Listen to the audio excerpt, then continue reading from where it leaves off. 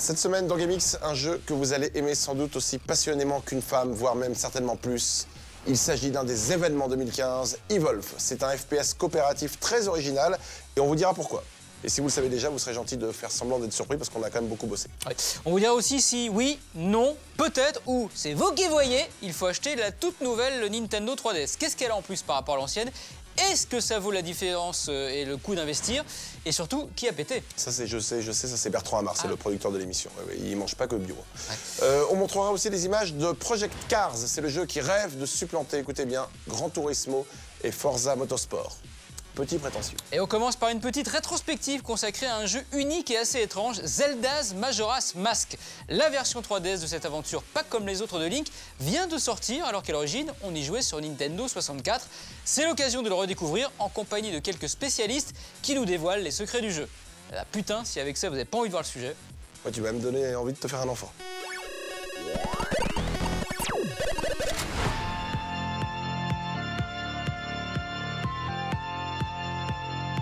Cette semaine, la Nintendo 3DS s'apprête à ressusciter une légende du jeu d'aventure de l'ère Nintendo 64, l'énigmatique Zelda Majora's Mask.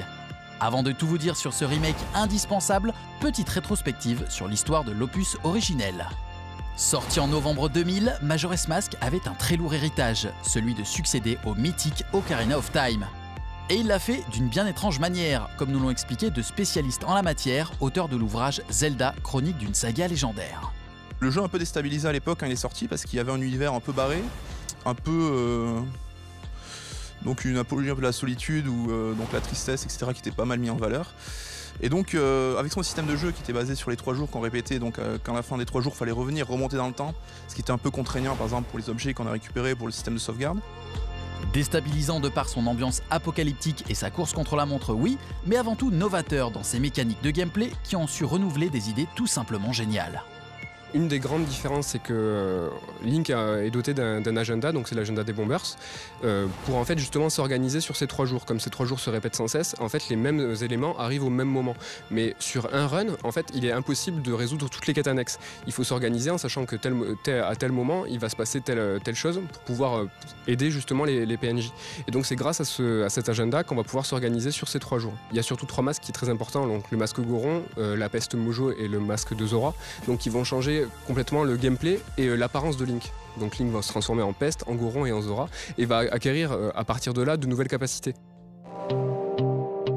Avec les nouvelles capacités de ces masques, Link peut par exemple marcher sous l'eau, se rouler en boule, planer ou encore jeter des projectiles. De quoi diversifier encore plus un gameplay déjà très riche pour l'époque.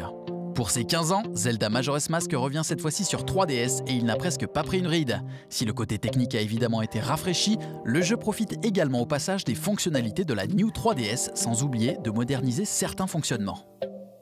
Sur la version New 3DS de Majora's Mask, la différence essentielle, c'est aussi la 3D qui va permettre de pouvoir découvrir le jeu dans une nouvelle dimension. La nouvelle console en plus permet un tracking des yeux au niveau de la 3D qui est plus stable et beaucoup plus agréable. Et la nouvelle console permet aussi un mode de contrôle essentiellement pour la caméra, avec un petit stick en plus qui permet de changer manuellement les angles et beaucoup plus agréable. Déjà quasiment irréprochable à l'époque, Zelda Majora's Mask donne à la 3DS une nouvelle pépite du jeu d'aventure. Ingénieux à travers ses 4 donjons, épique, fun à jouer et surtout lifté bien comme il faut, on vous recommande chaudement de découvrir ou redécouvrir cet épisode car c'est décidément dans les vieux pots qu'on fait les meilleures soupes. Manu, j'ai une idée. Oui.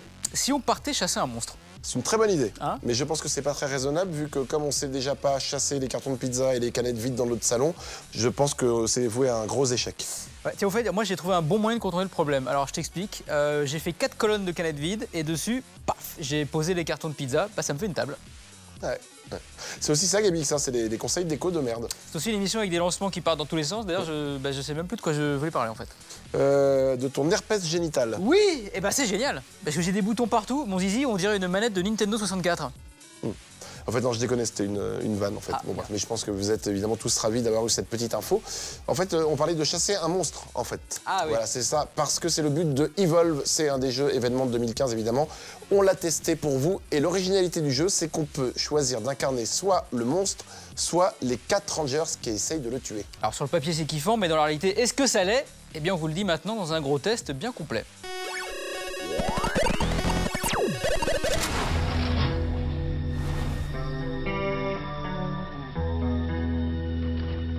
Après avoir fait monter la température tout au long de l'année 2014, le monstrueux Evolve sort enfin de sa cage avec une belle promesse, réinventer les règles du FPS multijoueur. Alors est-ce que toute cette attente en valait la peine? La réponse, c'est maintenant.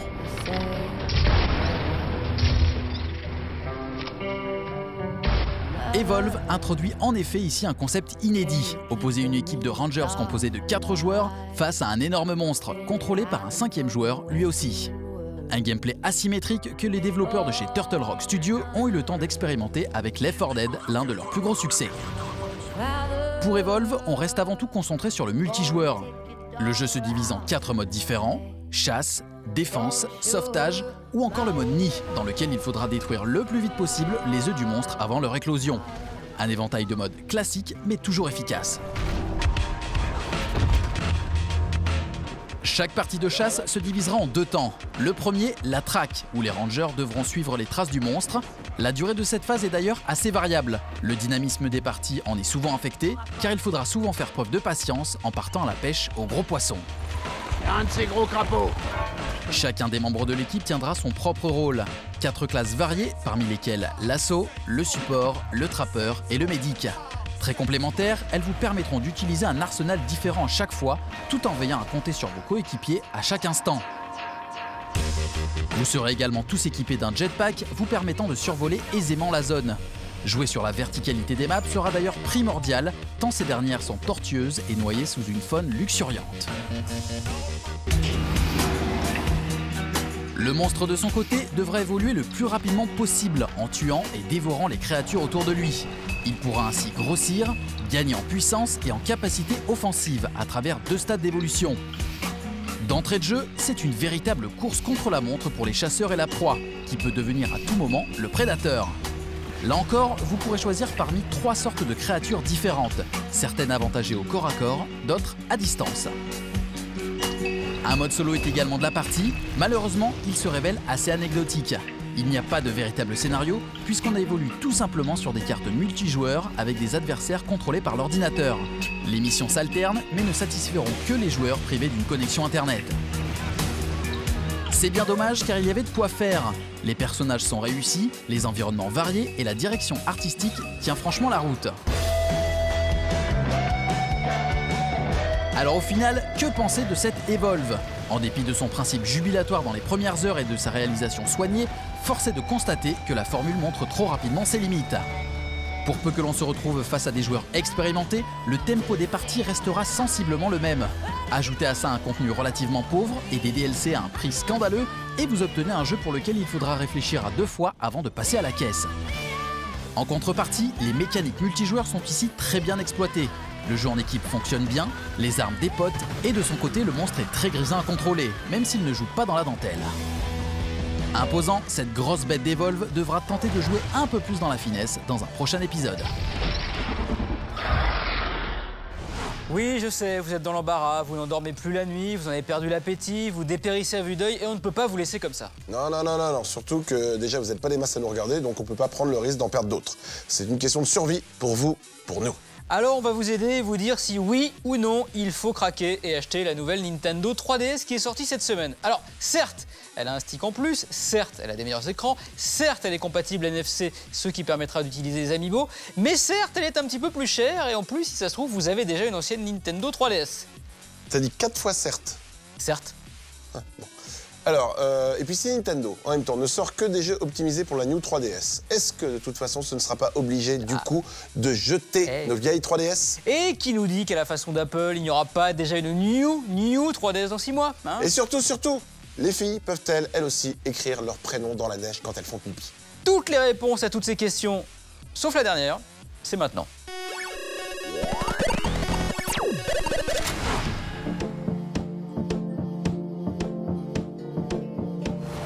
Cette semaine, la Nintendo 3DS a droit à un petit ravalement de façade avec la sortie de la nouvelle version, la New 3DS. Une évolution matérielle de la machine qui va profiter de quelques ajouts bienvenus, tout en restant évidemment disponible en version XL. Si vous hésitez encore à vous la procurer, GameX vous livre son analyse.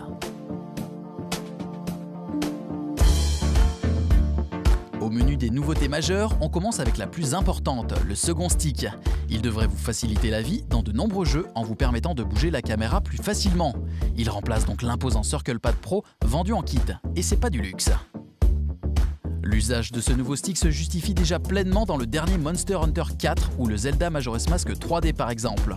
Enfin, on note également l'ajout de 2 nouveaux boutons ZL et ZR sur la tranche supérieure de la console. Ils devraient trouver leur utilité sûrement plus tard. Dans ses entrailles, la New 3DS embarque également un nouveau processeur.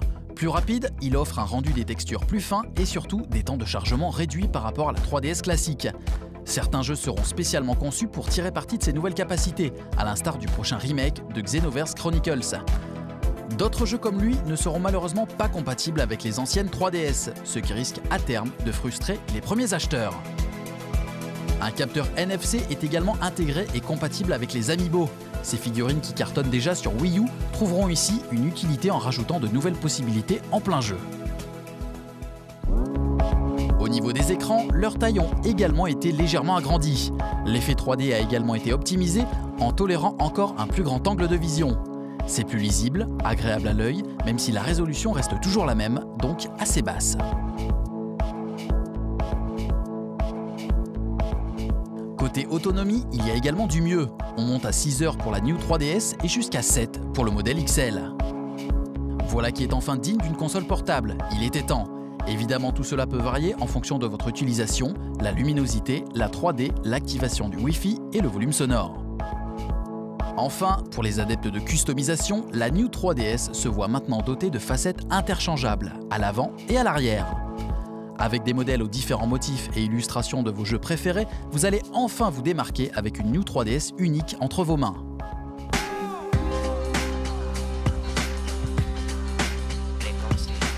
Au final, après le passage en revue de ces nouveautés, faut-il ou non craquer pour ce nouveau modèle? Clairement, si vous n'avez pas encore de 3DS, oui. Proposé à 10 € de plus que les anciens modèles, il n'y a pas hésité. Pour les autres, il n'est peut-être pas indispensable de repasser à la caisse une nouvelle fois. Malgré la foultitude de petits réajustements, allant du confort visuel à sa maniabilité avec le second stick, on vous conseille de vous réserver pour plus tard, lorsque des jeux en tireront pleinement parti. Et hop, un GameX de plus dans la boîte. Enfin, c'est une expression évidemment, puisqu'on ne met plus les émissions dans les boîtes maintenant qu'on est passé au digital. Évidemment, on les met en fait sur des disques durs. Voilà. Donc à la rigueur, en fait, je devrais dire et hop, un GameX de plus sur le disque dur. Sauf qu'en fait, quand on met un GameX sur un disque dur, on ne dit pas et hop. En fait, on ne dit rien puisqu'on attend qu'en fait la copie se passe. Alors Manu, tu sais que selon une étude représentative réalisée sur un panel de une personne qui te parle en ce moment, eh bien, on s'en fout. Ah, ouais. D'accord. Si on regardait plutôt les nouvelles images de Project Cars, le prochain jeu de simulation automobile qui rêve de dépasser Gran Turismo et Forza Motorsport. Très bien, je veux mon neveu. Enfin, c'est une expression évidemment, hein, puisque tu n'es pas réellement mon neveu, puisque tu n'es pas le fils de mon oncle. De mon frère. Enfin, je crois que tu n'es pas le fils de mon frère, évidemment. Ne le prends pas mal, évidemment. Enfin, ne le prends pas, c'est une expression aussi, puisqu'en fait, il n'y a rien à prendre. Quand je te dis ne le prends pas, voilà, et puis on va pas se prendre là devant les gens. Manu, ta gueule. D'accord. Voilà. Et ça, c'est pas une expression, parce que c'est vraiment ta gueule.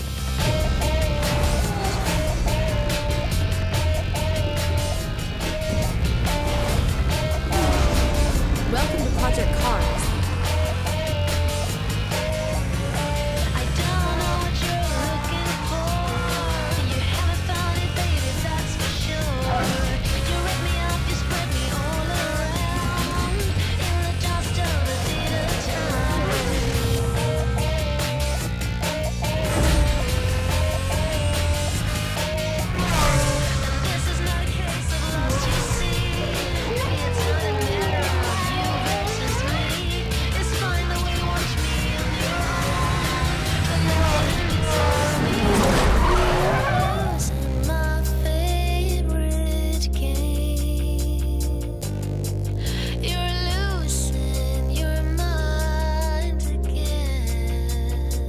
Tu prends des médicaments pour ton... Mais non, mais c'est génial, regarde.